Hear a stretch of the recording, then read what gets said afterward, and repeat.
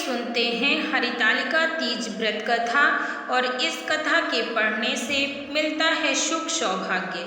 एक बार भगवान शिव ने पार्वती जी को उनके पूर्व जन्म का स्मरण कराने के उद्देश्य से इस व्रत की महात्म्य की कथा कही थी। आइए ध्यानपूर्वक सुनते हैं इस कथा को। श्री भोले शंकर बोले, हे गौरी, पर्वतराज हिमालय पर स्थित गंगा के तट पर तुमने अपनी बाल्यावस्था में 12 वर्षों तक अधोमुखी होकर घोर तप किया था। इतनी अवधि तुमने अन्न ना खाकर पेड़ों के सूखे पत्ते चबाकर व्यतीत किए। माघ की विकराल शीतलता में तुमने निरंतर जल में प्रवेश करके तप किया। वैशाख की जला देने वाली गर्मी में तुमने पंचाग्नि से शरीर को तपाया। श्रावण की मूसलाधार वर्षा में खुले आसमान के नीचे बिना अन्न जल ग्रहण किए समय व्यतीत किया। तुम्हारे पिता तुम्हारी कष्ट साध्य तपस्या को देखकर बड़े दुखी होते थे, उन्हें बड़ा क्लेश होता था। तब एक दिन तुम्हारी तपस्या तथा पिता के क्लेश को देखकर नारद जी तुम्हारे घर पधारे। तुम्हारे पिता ने हृदय से अतिथि सत्कार करके उनके आने का कारण पूछा। नारद जी ने कहा, गिरिराज, मैं भगवान विष्णु के भेजने पर यहाँ उपस्थित हुआ हूँ। आपकी कन्या ने बड़ा कठोर तप किया है, इससे प्रसन्न होकर वे आपकी सुपुत्री से विवाह करना चाहते हैं। इस संदर्भ में आपकी राय जानना चाहता हूँ। नारद जी की बात सुनकर गिरिराज गदगद हो उठे। उनके तो जैसे सारे क्लेश ही दूर हो गए। प्रसन्नचित होकर वे बोले, श्रीमान, यदि स्वयं विष्णु मेरी कन्या का वरण करना चाहते हैं तो भला मुझे क्या आपत्ति हो सकती है। वे तो साक्षात ब्रह्म हैं। हे महर्षि, ये तो हर पिता की इच्छा होती है कि उसकी पुत्री सुख संपदा से युक्त पति के घर की लक्ष्मी बने। पिता की सार्थकता इसी में है कि पति के घर जाकर उसकी पुत्री पिता के घर से अधिक सुखी रहे।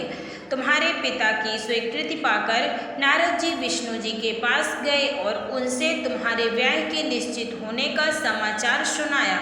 मगर इस विवाह संबंध की बात जब तुम्हारे कान में पड़ी तो तुम्हारे दुख का ठिकाना ना रहा। तुम्हारी एक सखी ने तुम्हारी इस मानसिक दशा को समझ लिया और उसने तुमसे उस विक्षिप्तता का कारण जानना चाहा। तब तुमने बताया, मैंने सच्चे हृदय से भगवान शिव शंकर का वरण किया है, किंतु मेरे पिता ने मेरा विवाह विष्णु जी से निश्चित कर दिया। मैं विचित्र धर्म संकट में हूँ, अब क्या करूँ। प्राण छोड़ देने के अतिरिक्त अब कोई भी उपाय शेष नहीं बचा है। तुम्हारी सखी बड़ी ही समझदार और सूझबूझ वाली थी। उसने कहा, सखी, प्राण त्यागने का इसमें कारण ही क्या है। संकट के मौके पर धैर्य से काम लेना चाहिए। नारी के जीवन की सार्थकता इसी में है कि पति रूप में हृदय से जिसे एक बार स्वीकार कर लिया, जीवन पर्यंत उसी से निर्वाह करे। सच्ची आस्था और एक निष्ठा के समक्ष तो ईश्वर को भी समर्पण करना पड़ता है। मैं तुम्हें घनघोर जंगल में ले चलती हूँ, जो साधना स्थली भी हो और जहाँ तुम्हारे पिता तुम्हें खोज भी ना पाए, वहाँ तुम साधना में लीन हो जाना। मुझे विश्वास है कि ईश्वर अवश्य ही तुम्हारी सहायता करेंगे। तुमने ऐसा ही किया। तुम्हारे पिता तुम्हें घर पर ना पाकर बड़े दुखी तथा चिंतित हुए। वे सोचने लगे कि तुम जाने कहाँ चली गई। मैं विष्णु जी से उसका विवाह करने का प्रण कर चुका हूँ। यदि भगवान विष्णु बारात लेकर आ गए और कन्या घर पर नहीं हुई तो बड़ा अपमान होगा। मैं तो कहीं मुंह दिखाने के योग भी नहीं रहूँगा।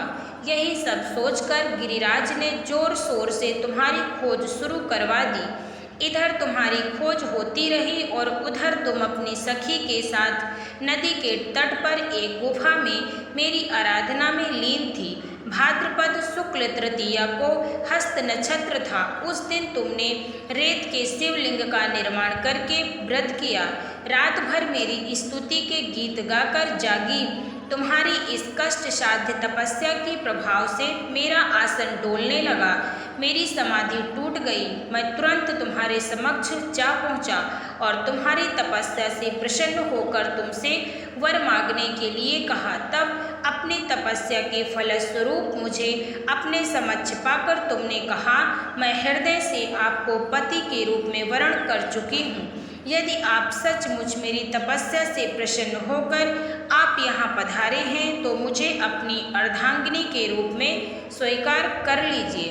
तब मैं तथास्तु कहकर कैलाश पर्वत पर लौट आया। प्रातः होते ही तुमने पूजा की समस्त सामग्री को नदी में प्रवाहित करके अपनी सहेली सहित व्रत का पारण किया। उसी समय अपने मित्र बंधु व दरबारियों सहित गिरिराज तुम्हें खोजते खोजते वहां आ पहुँचे और तुम्हारी इस कष्ट साध्य तपस्या का कारण तथा उद्देश्य पूछा। उस समय तुम्हारी दशा को देखकर गिरिराज अत्यधिक दुखी हुए और पीड़ा के कारण उनकी आंखों में आंसू उमड़ आए थे।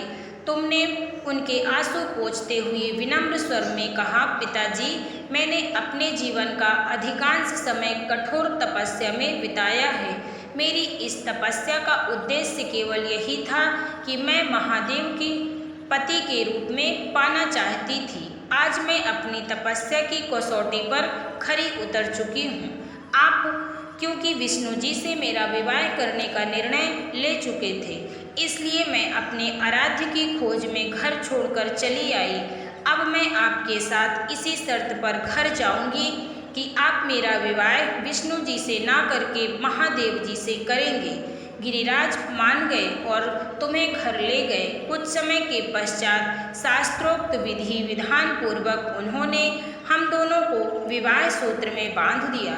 हे पार्वती, भाद्रपद की शुक्ल तृतीया को तुमने मेरी आराधना करके जो व्रत किया था, उसी के फलस्वरूप मेरा तुमसे विवाह हो गया। इसका महत्व यह है कि मैं इस व्रत को करने वाली कुमारियों को मनवांछित फल देता हूँ। इसलिए सौभाग्य की इच्छा करने वाली प्रत्येक युवती को यह व्रत पूरी एक निष्ठा तथा आस्था से करना चाहिए।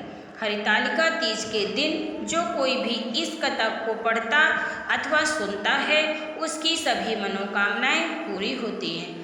कृपया आप लोगों को ये वीडियो पसंद आया हो तो लाइक और शेयर जरूर करें। आप सभी भक्तों को जय शंकर पार्वती की।